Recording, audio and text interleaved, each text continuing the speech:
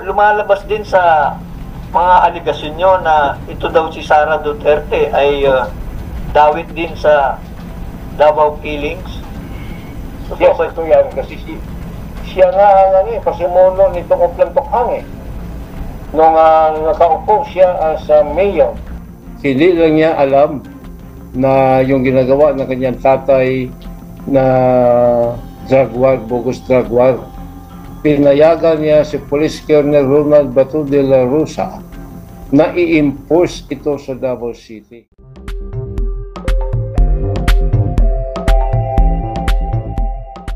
Tahasan umanong itinuro ng self-confessed na dating polis at dating miyembro ng Davao Death Squad hitman, na si Arturo Las Cañas, na si Vice President Sara Duterte, ang utak umano sa Oplan Tokhang noong mayor pa ito ng Davao City.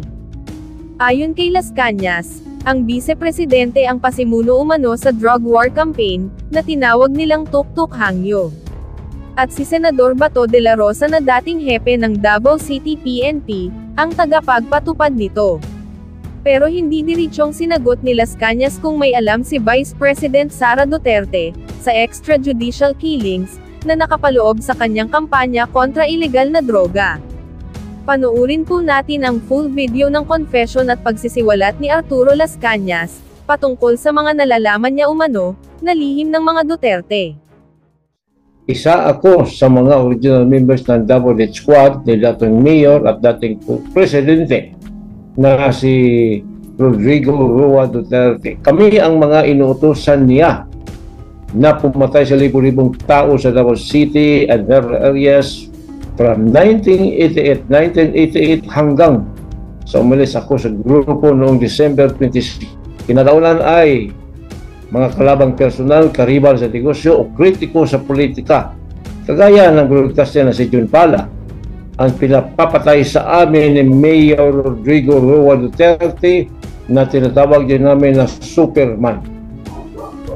Madalas inuutos sa amin ito directly ni Mayor Duterte. Sunny Benaventura, ang head ng operasyon ng Davao Death Squad, ni Bongo, naalala Rodrigo Duterte o ni Bato de la Rosa nung siya ay Chief of Police ng Davao City. Kami po ang mga berdugo ng Davao City at ang mastermind namin ay walang iba kundi si Mayor Rodrigo Roa Duterte. Ang lahat ng mga specific cases na pinatay namin sa naalala ko lang ay nilahad ko sa aking testimonya sa International Criminal Court o ICC. Gaya ng huli kong testimonya sa Senado noong 2017, ako po ay humihingi ng tawad sa mga pamilya ng aming mga biktima at sa taong bayan. Pinagdarasal ko rin po sa ating Panginoon ang aking kapatawaran. Maraming salamat po at handa na po ako sa inyong mga katanungan. Yes. Bago po natin umpisahan lahat, ito po yung medyo mahalagang question, lalo na po sa aming mga media, no? May nag-alok po ba ng pera para magtestigo ka laban kay Duterte?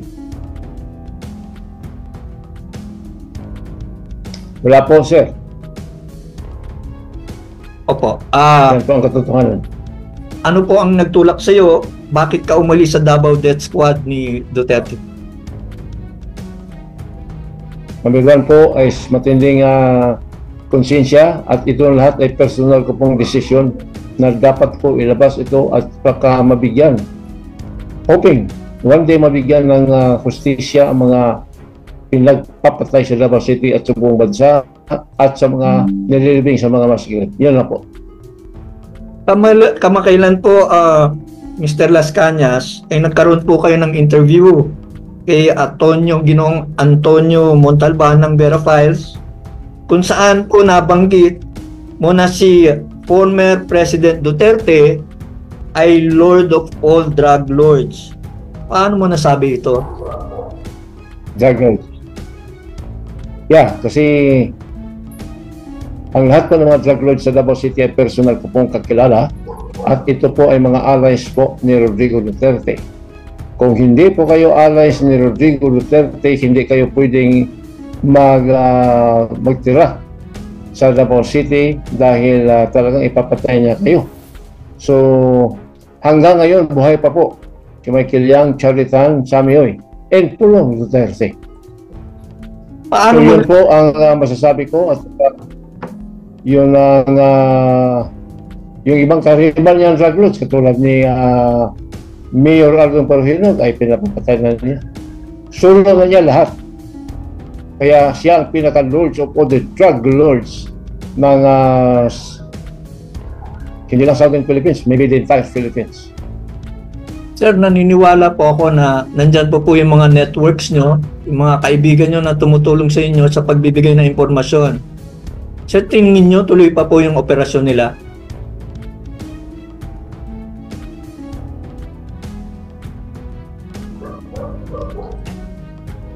Ginoong Lascano. Yeah. Yes po. Gamit po yung mga networks nyo na nagbibigay sa inyo ng mga impormasyon.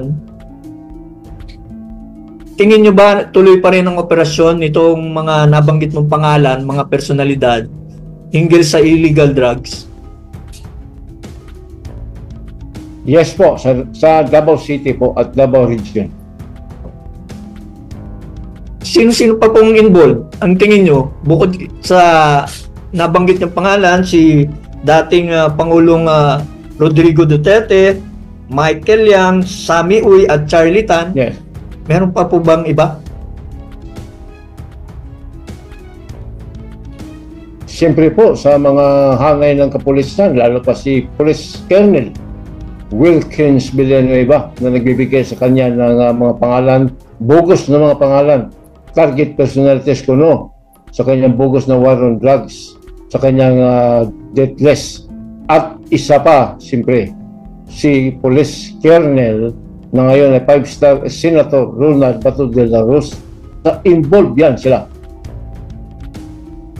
Nasabi mo rin po sa Vera Files interview na involved din sa smuggling itong si Congressman Pulong Duterte. Pakidetalye nga po ito.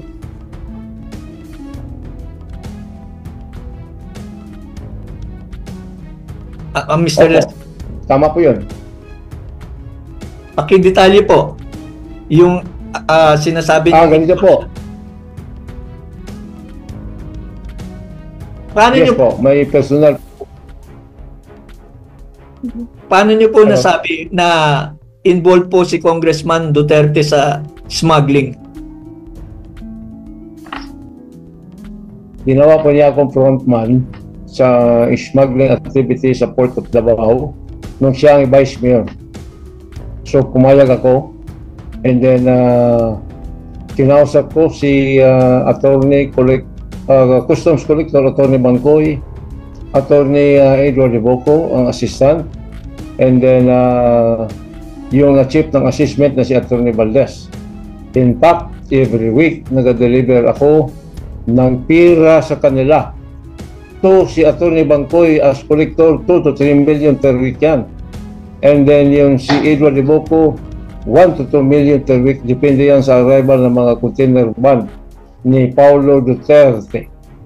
Nagwe-withdraw po kami ni Mark Suico ng pera every Friday po ito sa 3 bangko. Number 1, BDO. Number 2 is Swiss Bank.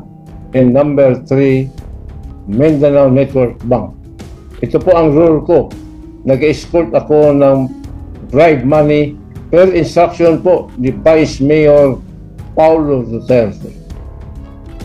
Sa tingin niyo po ba tuloy pa rin din ang smuggling operations nila? Sa tingin ko po, hindi lang po Port of Davao. Nationwide na po ito na activities kasi si Pulong is very powerful na ngayon. Kung maririnig natin sa mga balita sa national dito sa Port of Manila. Pero sa tingin ko, pinakamalakas talaga, hindi lang Port of Davao, yung iba-ibang port ng Mindanao. Tuloy-tuloy po ito kung hindi ito maimbestigahan. Nung kainitan ng pagkakasangkot mo dyan sa smuggling operations nitong mga Duterte, magkano inaabot nila sa iyo, Ginoong Lascana? Actually, pinaalaw ni Pulong na mabigyan ako ng 50 to 75,000 pesos per week. Kasi ang trabaho ko is mag-escort lang. Si Collector Bangkoy is 2 to 3 more or less million peso. And then yung assistant niya, and then yung si Attorney Balis ng assessment, si Colonel Albano ng Customs Intelligence ng Davao. Nag-deliver kami ni Mark Suico more or less mga 1 million peso per week ito every Friday, kasama yung kanyang secretary na si Ma'am Eunice. At hindi lang yan, binibigyan ko rin si Colonel Kapuyan ng ISAP na kasama ko ako nag-escort ng Mark na 500,000 pesos more or less per week. And then Tubato de la Rosa na ako mismo nagbibigay ng 50,000 peso per week. Depende sa arrival ng mga containers, pati si Royina Galma na si Mark Suico ang nagbibigay dito. Kay Pulong Duterte is pinadeliver sa akin ni Mark sometimes during Saturday morning na meron siyang share na I think kung hindi ko nagkamali mga 150,000 or more to 350,000 per week lang ang kang Pulong. Pero I doubt it that it is true. But ako nag-deliver sa kanya per week. Mr. Lascana, meron po kayong mga binanggit na pangalan na mukhang hindi po familiar sa amin. Ano po ba sila? Mga police, militar, negosyante, or mga criminal syndicates po? Yeah. Military. Si Colonel Kapuyan ay isang colonel ng Intelligence Service ng Armed Forces of the Philippines. Si Bato de la Rosa naman na siya ang Chief of Police ng Davao City at the time. At si Royena Galman naman ay siyang Chief of Police ng Santa Ana Police Station and Sa Police Station, kung saan na mayroon siyang jurisdictional operation sa Port of Davao. Yan po ang pagka-recall ko. Totoo rin po ba na membro daw ng Chinese Triad? Ito po yung drug syndicate na international po yan eh. Itong si Congressman Pulong Duterte. Totoo po yan.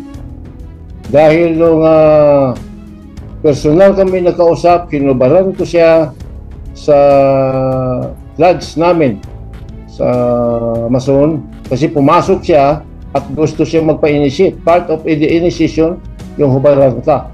Noong nakita ko ang kanyang napakalaking tattoo, katulad sa tattoo ito na Michael Yang, then tinanong ko sa kanya bakit siya nagpatato. Sabi niya, bro, ako ay honorary member ng Samgor Triad Group. So, paano nyo po ma-describe yung relationship nitong Charlie Tan at Sammy Uy, Michael Yang kay dating Pangulong Duterte? Ano po yung pagkakaugnayan nila? Pagkaalam ko nung nakabalik si Mayor Rodrigo Duterte noong 2001, palagi sila nag-meeting sa Hotel Elena. Itong mga triad na ito, kasama si Mayor Duterte, si Michael Yang, si Sammy Uy, si Charlie Tan. At minsan si Alan Lim, nakikita ko yan. Yung Hotel Elena is very low profile place. Pero ito ang paborito talagang hangout ng mga ito sa Davao City.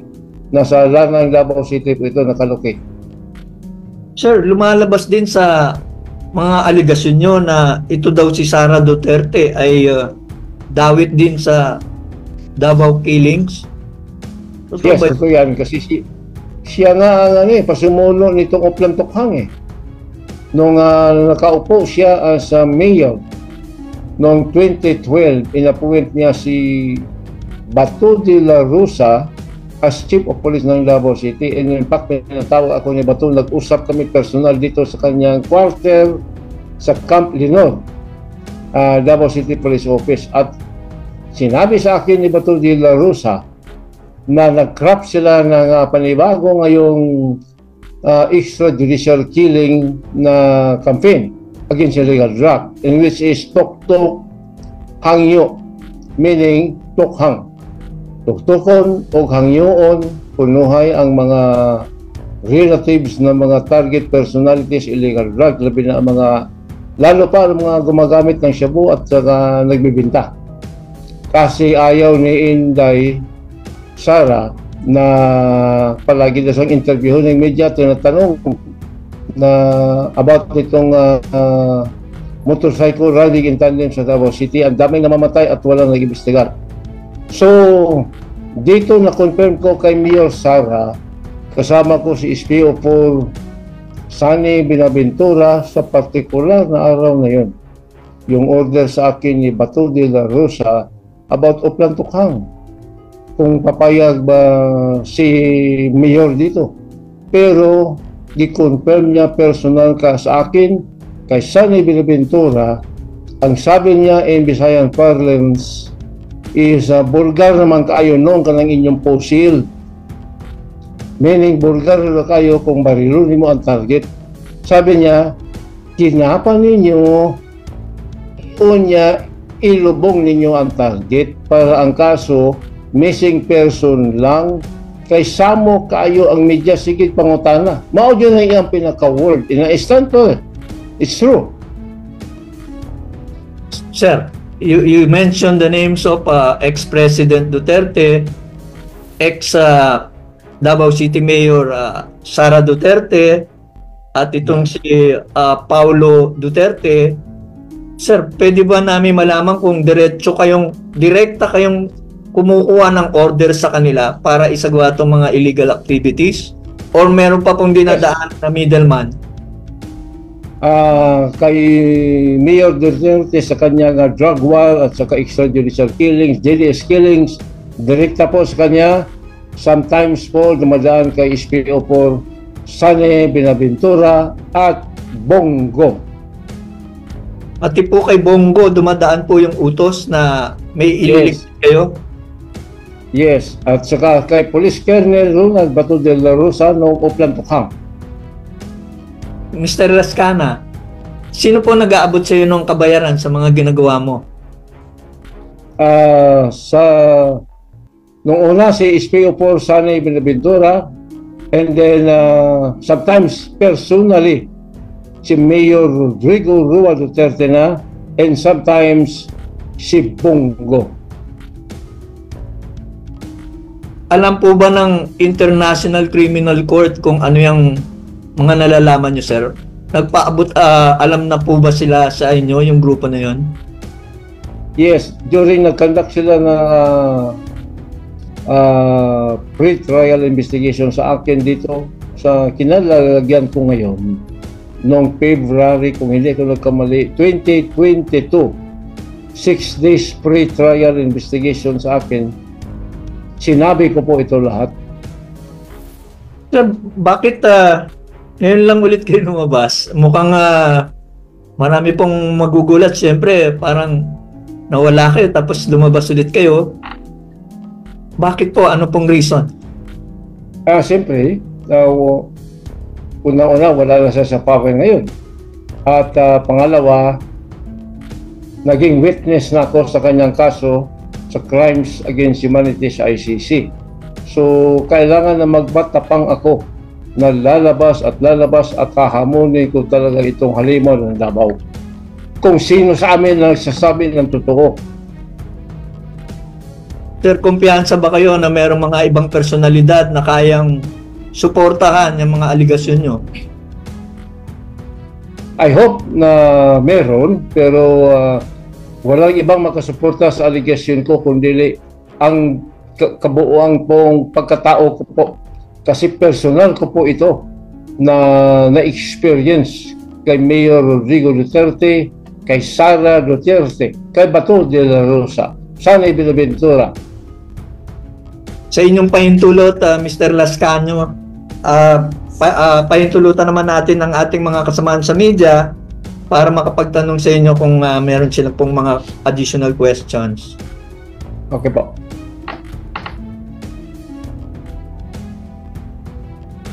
Miss Salima Refran, please, pasok po. Hello, magandang umaga po. Mr. Las Cañas, naririnig niyo po ba ako? Yes, ma'am. Good morning po. Good morning po. Salima Refran ng GMA Integrated News. Sir, pwede niyo po bang pakiulit? Ano po specifically yung partisipasyon ni Vice President Sara Duterte dito po sa mga ginagawa niyo? Sabi niyo siya yung nag-craft nung tukhang. Pero alam ba niya yung mga nangyayari? Alam ba niya na may patayan? Ano po yung kumbaga, main participation niya sa lahat ng ito? Yes po. Hindi lang niya alam na yung ginagawa ng kanyang tatay na drug war, bogus drug war. Nag-imbento talaga siya ng bagong trademark ng extrajudicial killings in the name of tukhang. At dito, pinayagan niya si Police Colonel Ronald Bato de la Rosa na i-impose ito sa Davao City. Ang dami pong namamatay dito, ang daming namimissing. Nag-imbestigar ba si Sara Duterte? Wala. Nag-imbestigar ba ang Davao City Council? Wala. Nag-imbestigar ba ang Commission on Human Rights? Wala. Hawak nila lahat. Itong si Vice Mayor Tambaluslos. Ito ang Tambaluslos talaga ng totoo. At harapin ko ito ng gusto. Kasi totoo ang hawak ko.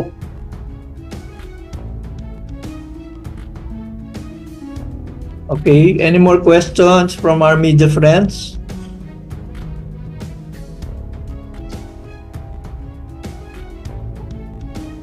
Anyway, habang wala pa, itanong ko lang sa inyo, Mr. Las Cañas, may tumutulong ba sa inyong mga personalidad habang kayo nagtatago? Kasi matagal din po kayo nagtago. Yeah. Well, ang iba kilala ko, ang iba mga concerned citizen lang. Of course, hindi ko sila pwedeng pangalanan for security purposes. So, meron po.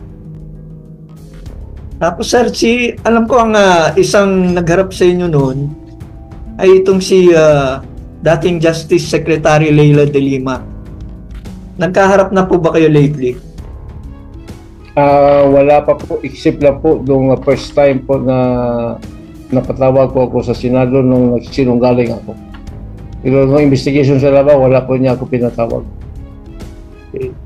Sir, meron po kaming natanggap na informasyon, yung meron daw pong kaugnayan itong si Mayor Paruhino sa mga Duterte, sa kanilang mga illegal na gawain. Yes. Si Mayor Aldong Paruhino ang in charge sa Northern Mindanao operasyon ng kapatid ni Michael Yang na mayroong Cebu Laboratory ito sa Osamis. Si Mayor Duterte naman ang in charge dito sa Southern Mindanao, dito sa mga Cebu Laboratory ni Michael Yang, Sami-Oy at Cholitan. Okay. Meron pa po bang katanungan sa ating mga kaibigan, mula sa ating mga kaibigan dyan? Okay, ano lang po nung raise hand button, paki-press lang po.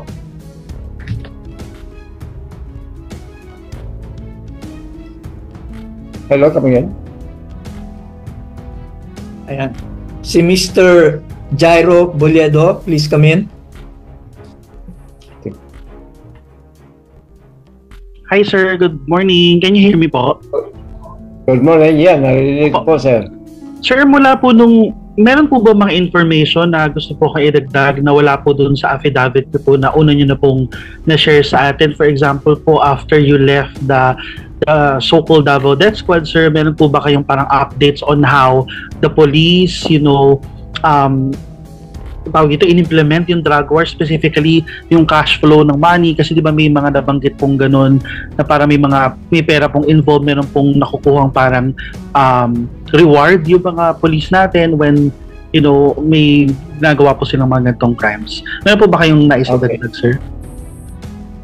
Okay, so I think sa pre-trial ito na banggit ko ito sa isang handwritten testimony ko na sinabmit ko sa nila na during the 2004 December 31 raid dito sa Davao Cebu Laboratory sa Dumoy Torel, dito pinatry nila ni Colonel Wilkins Villanueva yung 6 na mga workers ng Davao Cebu Laboratory as instructed, ordered by Mayor Rodrigo Duterte at the time, at binigay ni Mayor Duterte kay Wilkins Villanueva yung isang napakalaking box ng Marlboro box, puno ito ng mga US dollar currencies. At binigyan pa siya ni Mayor Duterte ng additional 5 million peso para ibigay sa akin ang additional 11 Chinese nationals na workers sa Davao Cebu Laboratory at chemists. At dito dinala ko sila sa Laod Quarry at nakuha ko sa kanilang posisyon nung hinanap ko ang mga dokumento nila. Kasama nila si Alan C. Kasi si Alan C. marunong na magsalita ng broken Tagalog at broken English. Kaya tinanong ko sa kanya kung saan ang mga passport ng kanyang mga kasama. Sabi ng mga kanyang kasama na nasa posisyon ito ni Michael Yang at the time. At maliwan dito nakakuha ako ng 6 na mga small cellphone Nokia sa kanilang mga brief.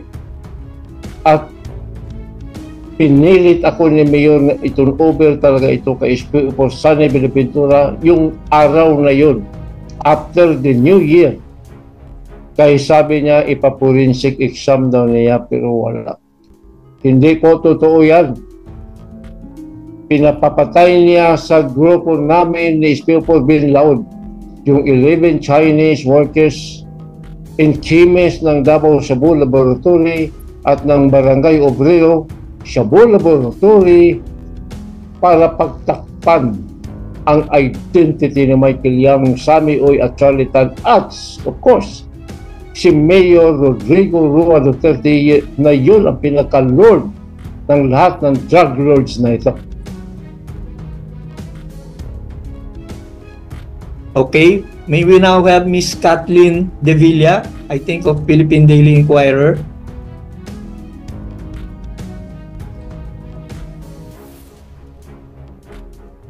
Hello, Miss Kathleen. Hi, good morning po. Kathleen po from Philippine Daily Inquirer. Hi, sir. I just wanted to ask po, if may idea po kayo, kahit estimate po, ilan po naging EJK killings under VP Sara Duterte's leadership as Davao City Mayor? Para lang po malaman natin yung scale ng killings during her time po. Na-mention niyo po, sir. Hindi ko po isa-isa ito mabilang pero under my own estimation, yung mga na-abduct ng Heinous Crime Investigation Section Double Death Squad at yung ibang mga death squad ng mga station during the time kay Mayor Sara Duterte na pinairal niya itong Oplan Tukhang. Sa Laod Quarry lang po, sa estimation ko lang, meron pong mga more or less 3,000. Pero ang total damage o napatay sa Davao City, yung nakita at saka yung missing, more or less 10,000 separate from Metro Manila. May nag-imbestigar ba dito? Wala. Nag-imbestigar ba yan? Si Vice President Tambalosolo, Sara? No. Kaya ito, challenge ko sa kanya. Tumayo ka, magharap tayo, kung saan mo gusto magdebate tayo online or what. Patatunayan ko ang mga akusasyon ko sa inyong mag-ama na mga gangster at mga mafia kayo. Now let's have again Miss Salima Refran. Ma'am, pasok po ma'am.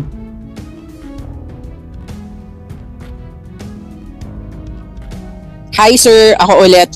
Sir, yun nga po, sumalang na kayo dun sa ICC pre-trial. Meron po ba kayong naibigay na mga documentary evidence? Kumbaga, bukod po dun sa salita ninyo, meron ba kayong naipakitang ebidensya na susuporta doon? Meron akong binigay doon na maliban doon sa 186 na computer print affidavit ko, meron din akong handwritten testimony na nakalagay ito po sa isang malaking notebook. In fact, nilagyan ko ng title ng notebook na yun na From Darkness to Light. In fact, tinanggap ito ng Office of the Prosecutor as exhibit. And meron akong mga graph na ginawa ko about the DDS in anti-crime task force, heinous crime task force, and nung naging mayor si Sara Duterte. Isubmit ko po ito, mga documentary evidence, at nagsubmit din ako ng rehistro ng sasakyan na binigay sa akin ni Mayor Duterte na ito ay pagmamay-ari ng isang very trusted na tao ni Aldong Paruhino na number 1 robbers of the Philippines as si Alvin Flores. Binigay ko ang mga rehistro na ito, ginamit namin ito sa Uplan, Tokhang. Nasa akin po ang posisyon ko sa sasakyan ito, Estrada pickup. Yes, sir. Nagbabalik po ulit si Mr. Jairo Boliedo. Sir, you're acknowledged. Yeah. Mr. Jairo.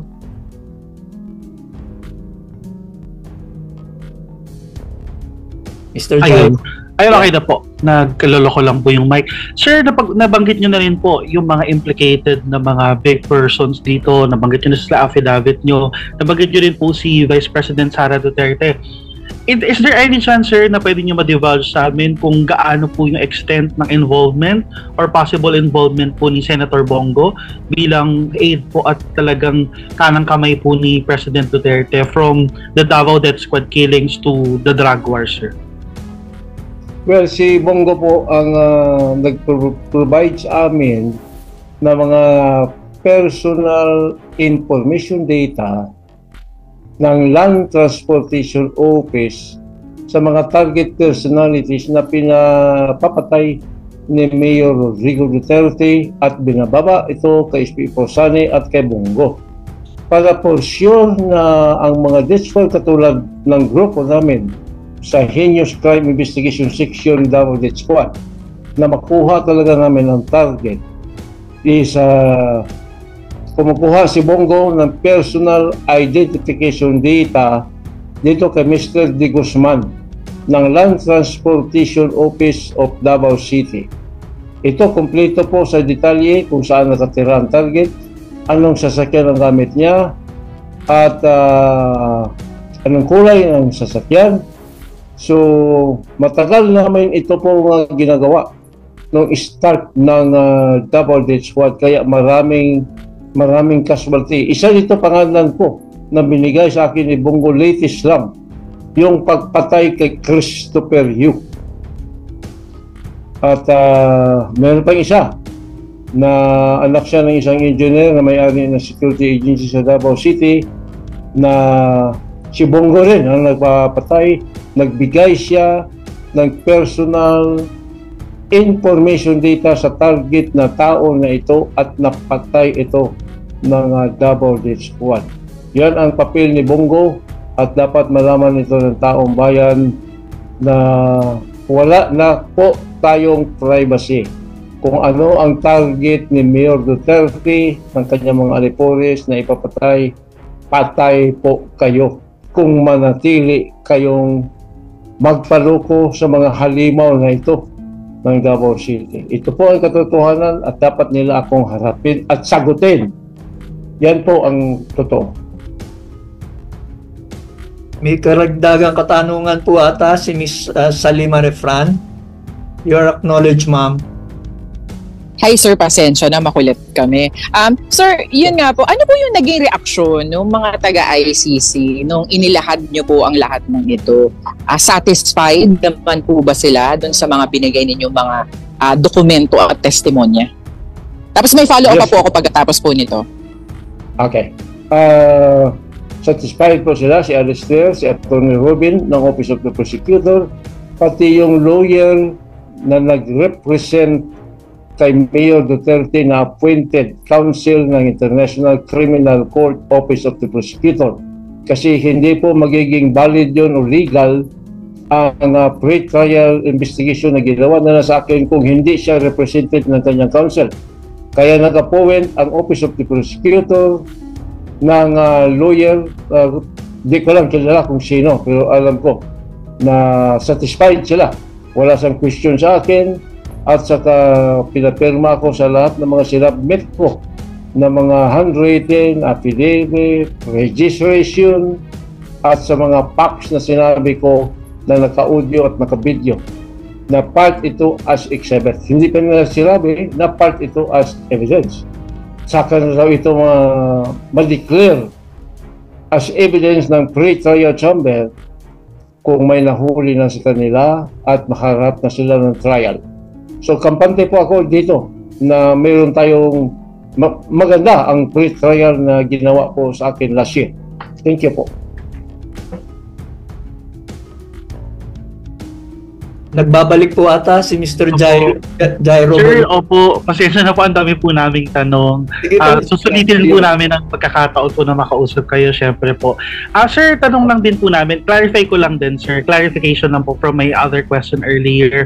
So, masasabi po natin na ginagamit po ni Bongo influence sa Davao and then ni Mayor, may basbas po ni Mayor, obvious po na meron pong basbas ni Mayor Duterte yun. So in other words, pag ginagamit nila yung position nila to get those information from LTO and then gamitin po for sa ano? Yes. In fact, yung si E.D.D. Guzman, ginawa niya ngayong regional director ng Central Luzon. Ordinary lang yan na employee ng Land Transportation Office. Kaya I have the very confidential access sa mga confidential records ng mga tao kung sino yung kumukuha ng mga lisensya at nalagay sila sa death list ni Mayor Rodrigo Duterte. Kadalasan po sa kanila patay. Isa yun, si Mr. Opsimar. Latest yun na binigay ni Bongo sa team ko at napatay na baril ni Medina si Mr. Opsimar dahil nasundan namin ang kanyang sasakyan at alam namin kung saan siya tumitira. Opo. Sir, last question lang po for me and then may question po yata si Ms. Salima Refran. Sir, ano po, any plans po, ano pong future plans po natin? May balak po ba tayong bumalik sa Pilipinas in case masasecure po tayo ng government o ng whoever entity? And if ever po ba na magkakaroon ng local trial, if ever po, aside from the ICC, willing din po ba kayo mag-testify against President Duterte? That's all. Thank you, sir. Yes, I'm very much willing. Anywhere. Kung saan niya gusto, hinahamon ko. Matagal ko na siyang hinahamon eh. Magharap kayo ng harapan. Kung tunay ka na lalaki, kung hindi ka gonggong, pumarap ka sa akin. Patunayan mo na nagsabi ka ng katotohanan, niluloko mo ng mga Pilipino. Anong ginawa mo? Drug war? Anong drug war? Ikaw ang drug lord. So harapin mo ako. Ito ang pinaka-challenge ko sa iyo, Gong. Ang daming mga tao, mga pinagsasabihan mo, mga putang ina kung ano-ano na lang. Pero sa akin, hindi ka makapagsabi ng gano'n. Dahil puta ang nanay ko. Ang mga nanay na may anak ang pangalan Rodrigo Roa Duterte, yun ang puta.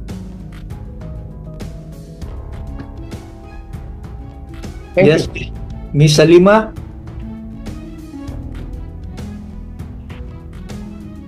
Ms. Salima Refran, I think you have more questions. Okay. Sorry. So yun nga po, bagong administrasyon na po ito. Ang sabi po ng administrasyon na ito, gumagana naman daw po yung justice system natin. May balak po ba kayo na habulin dito sa Pilipinas na panagutin dito yung pamilya Duterte doon po sa lahat po ng nalalaman po ninyo? For the time being, inabuti ko na hindi ako mag-comments about that, pero mag-testify po ako. Don't worry po. Tatayuan ko po lahat ng mga sinasabi ko dahil totoo po ito lahat. Lalo pa po kung makabalik ako ng Laod Pari, may makuha pa ko ng mga maraming biktima ng massacres na nandoon pa ngayon. I hope na nandoon pa. Thank you po. May pahabol lang po akong question, Mr. Las Cañas. Medyo malayo po yung usami sa Davao City. Paano po naging magkaibigan po si dating Pangulong Rodrigo Duterte at tong si Mayor Paruhinog? Ano po yung kaugnayan nila? Ganito po, nung na-missing po ang Patasaha family sa General Santos City na pina-abduct ni Mayor Duterte sa amin, si Aldong Perino po is 1 week after pumunta ng Davao City at pumunta kay then Police Captain Ernesto Makasait na siya po ang kaibigan talaga ni Aldong Perino. I do not know if Aldong Perino at the time was a mayor or a city councilor or barangay captain. Pero doon po nag-umpisa yung ugnayan ni Mayor Rodrigo Duterte at ni Aldong Perino dahil personal po siya nakiusap kay Mayor na magpatulong siya kung nasaan itong Patasaha family. At pinaasa siya ni Mayor na tutulong siya. Pero hindi alam ni Aldong Perino na si Mayor Duterte ay nagpa-abduct at nagpamasakir sa entero pamilya sa loob ng Laog-Kwan. Sir, nabanggit niyo po na may laboratory, laboratory ata itong sabi niyo po itong si dating Pangulong Rodrigo Duterte. Sir, baka Yes. pwede niyo pong i-describe kung ano pong laboratorio to, saan po to dating makikita, ano po yung mga operasyon doon, sir, baka pwede niyo pong i-detalye para sa ating mga kasamahan sa media. Okay. Mga year 2021 nung bumalik siya, 2002, inassign niya ako na mag-security sa isang kanyang mga Filipino-Chinese kaibigan, particularly Sammy in Charlie Tan and Michael Yang, na nagtayo daw ng isang canfish factory sa Dumoy, Toril, which is naniwala naman ako, kasama ko dito si SPO4 Sanson Binaventura. Kami nag-escort sa mga van na lumalabas sa pinawalaan ko na isang canfish factory sa Dumoy, Toril at the time na binamanage po ito ni Michael Yang at ni Sammy Oy at ni Charlie Tan. Nagde-deliver po sila ng mga allegedly sardines, finished product ng mga sardines for export to Malaysia. Gamit po nila yung Toril Fish Port na malapit lang po sa Cebu Laboratory na ito. 3 kilometers lang. Kami nag-escort ni Sunny. And then ang nirintahan ni Charlie Tan na mga fishing boat going to Malaysia at the time ay yung kay Mr. Cascabil ng Toril Fish Port. Then nadiskubrihan ko na lang po na sa Cebu Laboratory pala ito lahat nung na-raid na po ito ni Police Captain Asierto. Wala kami nakita ni isang tinapa kasi nung galingan ang ginawa ni Rodrigo Duterte, yung halimaw na yan.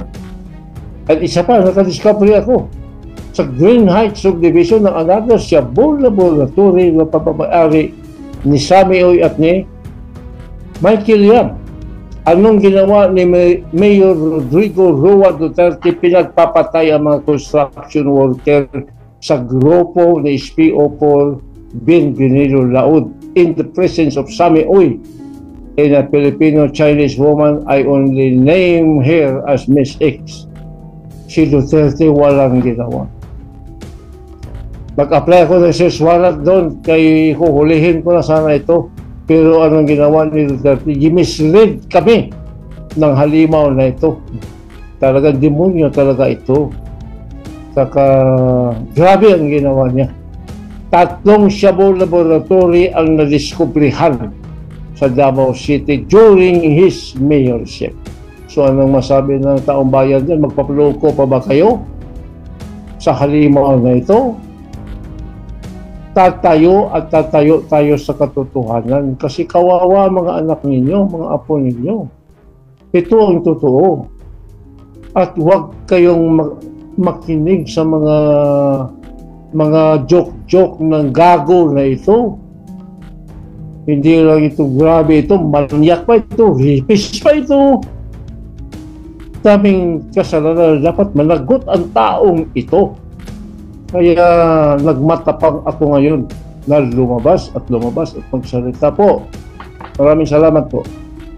Sir, ngayon pong nakakapagsalita na kayo ulit, tapos na po yung termino ni Pangulong Duterte sa Malacanang, ano naman po yung panawagan nyo sa bagong nakaupo sa Malacanang na si Pangulong Ferdinand Bongbong Marcos? Well, panawagan ko po sa Pangulong Ferdinand Bongbong Marcos Jr. na mag-ingat po at huwag po magkumpiyansa talaga sa halimaw ng Davao na si Rodrigo Roa Duterte at yan allegedly Vice President Sara Tambaloslos Duterte. Mga traidor po itong mga ito at hinahamon ko sila palagi. Lumabas ka, magsalita ka, harapin mo ang kaso sa International Criminal Court.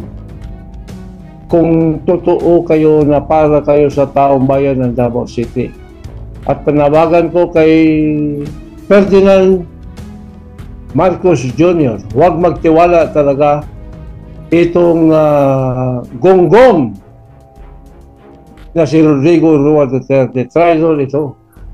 At isa pa, i-remind ko, mag-take ako ng opportunity sa araw na ito na sabihin ko na during the meeting doon sa Helena Hotel, may kaibigan sa na isang Indian national, businessman ko hindi ko alam, pero pagkatawag na lang niya palagi Mr. Sin. Pero si Rodrigo Duterte at that time, nag-ask siya how to acquire nuclear material. So ito ang pinaka-dangerous na dapat bantayan ng Presidente ng Pilipinas.